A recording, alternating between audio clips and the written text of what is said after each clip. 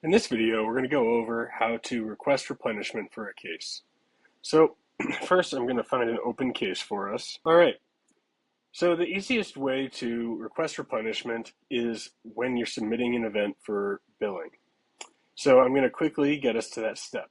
So here we are in the Submit for Billing screen, where you do your signatures and click the button to submit. And what I want to point out is this checkbox to request replenishment. That will launch the request replenishment workflow immediately after you submit your event for billing. So this is really your best opportunity to trigger the replenishment request because the system's going to do a lot of the work for you, and doing it now when you're submitting the event for billing makes sure that you don't forget and that you replenish that inventory that's been sold so you're ready for your next case. So once you click submit for billing, just like I said, the request replenishment workflow launches and we'll walk through it. So the request is for you. If you have done this case, your account will automatically be entered there. If you're doing this on behalf of another user, then their account will automatically be entered there. So you're going to want to select your manufacturer, then click next, and you'll notice the inventory from the case that was used is already marked here.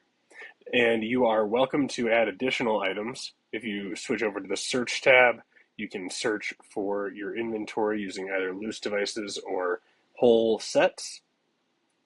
And then you can just select what you need, make modifications to quantity as needed, remove any items that don't belong,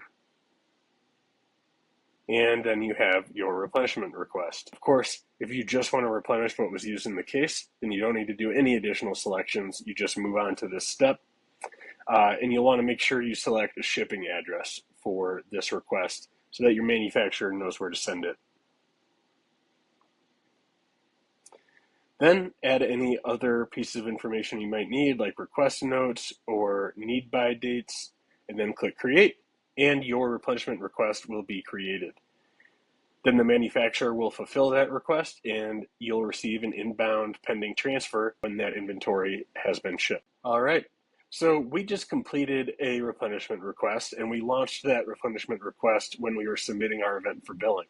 However, I want to show you that any time after an event has been submitted for billing, you can find the replenishment request button right here under the More menu in the event detail screen. So just navigate there and then you can trigger that same request replenishment workflow anytime you want. You don't need to use the checkbox method when we were submitting for billing. I just find that that is the easiest and best time to do it.